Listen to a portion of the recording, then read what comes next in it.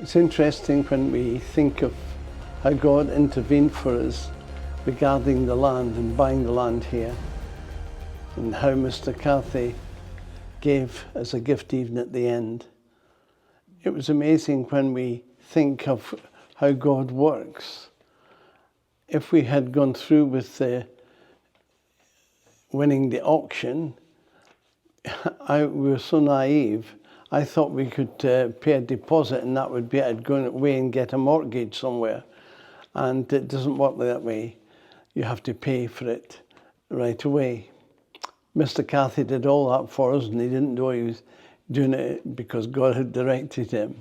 And he was able to buy the land for us and all the rest of it. And then it was just a matter of us making a deal with him.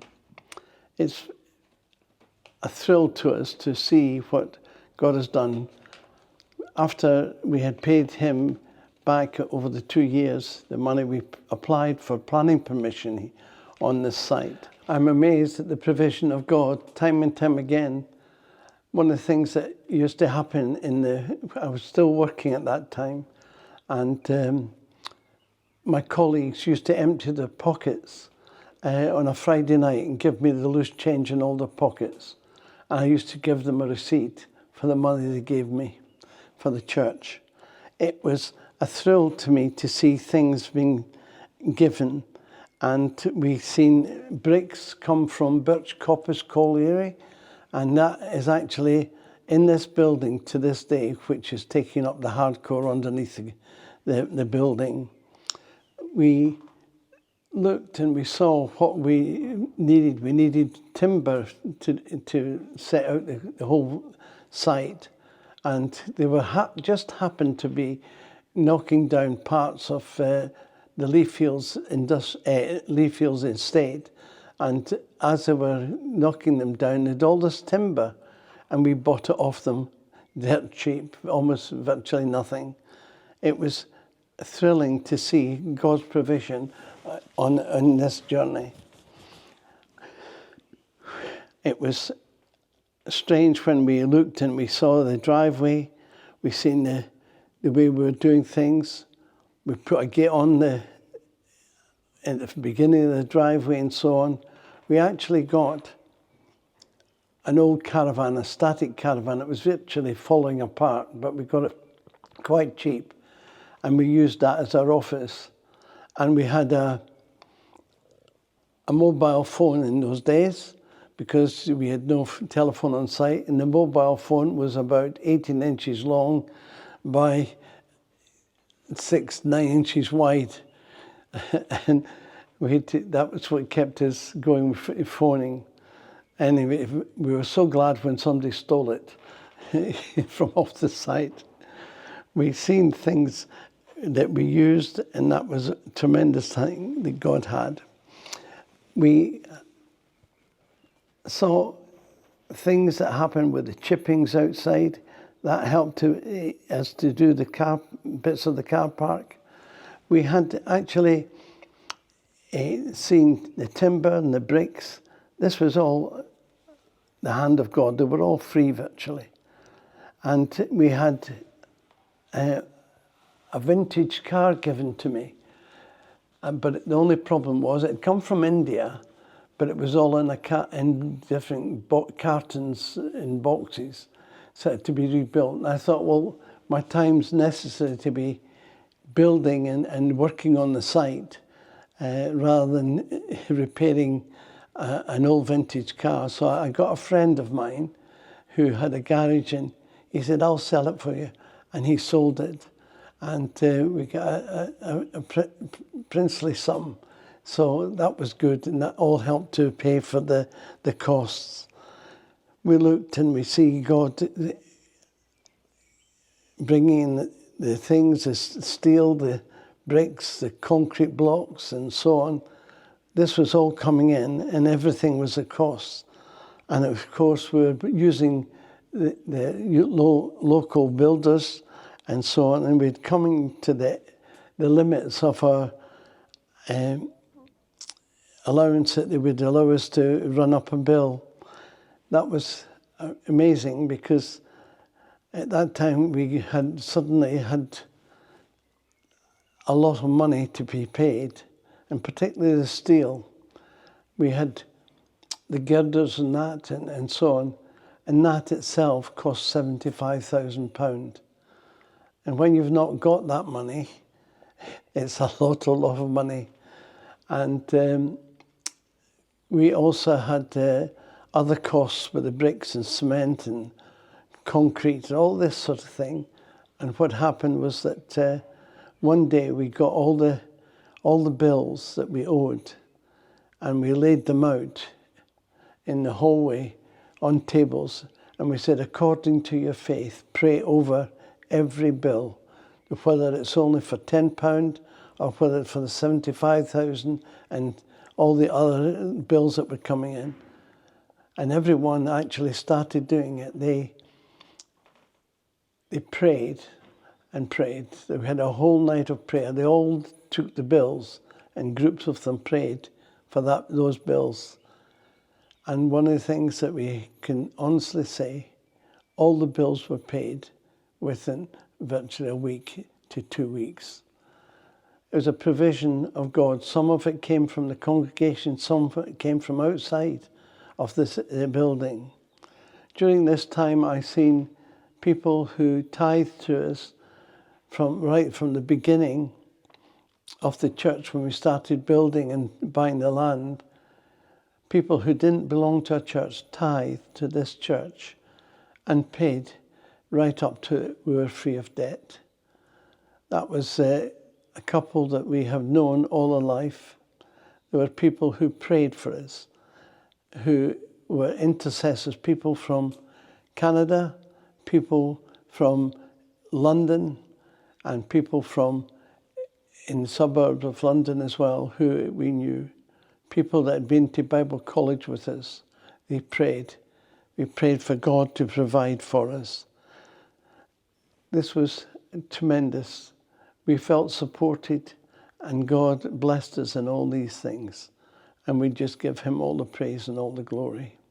And this journey that we were on was the very fact that we needed sand and gravel at times.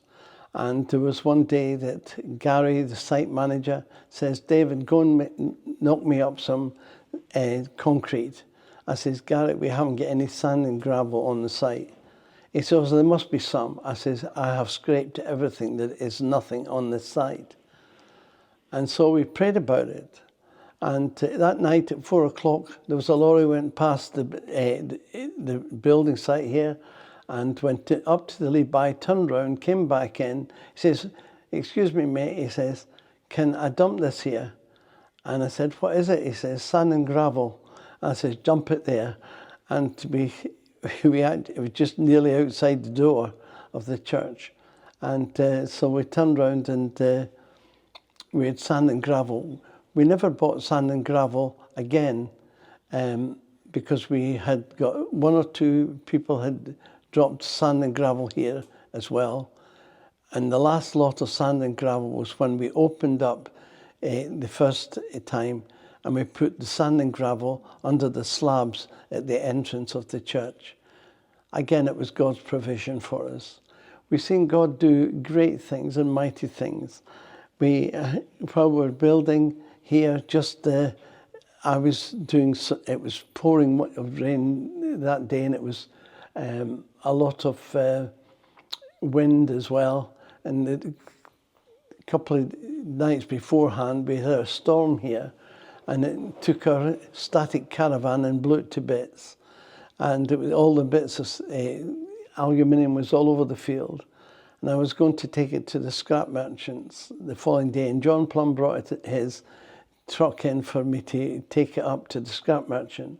And this chap came on the site with his wife and a newborn baby in the cab, and it was gypsies, or we should say travellers, and they came here and they said, can I buy some of your scrap metal? And I said, so John and Gary, they said, well, we're not good at selling anything. We'll get P.D to do it.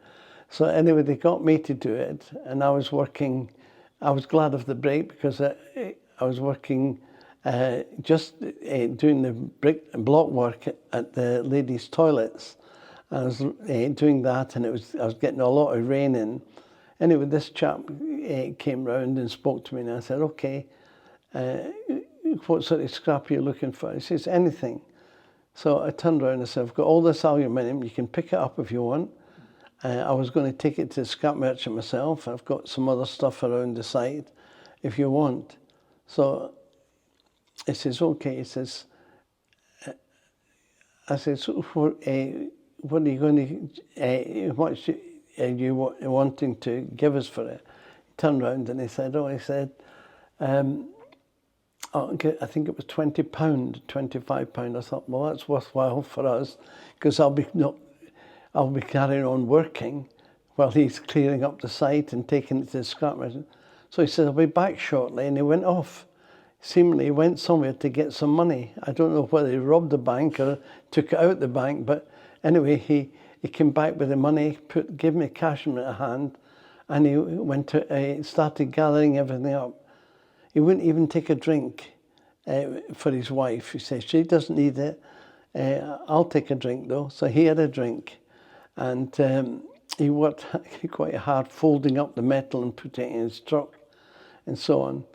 And I says, well, look, I've got some more stuff I'll sort out for you. Come back. And so what he did then was that he went away, came back, and he says, I've got some more money for you. Here you are. And he gave me some more money. And he says, I want to pay you. I says, it's okay, don't worry. He says, no, I want to pay you extra because I got a good price. So the next thing was that I said, okay. He says, you may not know of me, he says, or what I am. He says, but I'm a born-again Christian. He says, you can ask my wife, she's in the cab there, and she'll tell you I have become a Christian. And he says, so I want to do it. I says, well, look, I says, I want to bless you. Your wife's got a little child there. I says, we've got caravans here on this site. There must be about 8 caravans. And it was what we used. It came from the council free. I said, so I've got some storage in here. And I gave him some nappies and all the rest of it. We were going to Ukraine at the time. And we had loads of it. And we had baby wipes and all this. I says, here you go, here. No, that's enough. That's not, it wouldn't take too much. And I says, by the way, what's your name? He says, my name's Goliath. I says, my name's David. And that was quite a funny thing that we laughed together over it. But he'd come again another day, but I was ministering somewhere, I can't remember where, and when he came, so I missed him when he came back. And but he was so grateful, and God touched us by His Spirit. Those caravans that I spoke about, was the council wanted to get rid of them because they'd been altering houses in the leaf fields, and these caravans, they allowed the people to stay in them for a period while they altered their houses. And so they were in it. Well, all the caravans were here, we used for Summer in the Sun, which was outreach for all the young people in the area and in the streets and so on.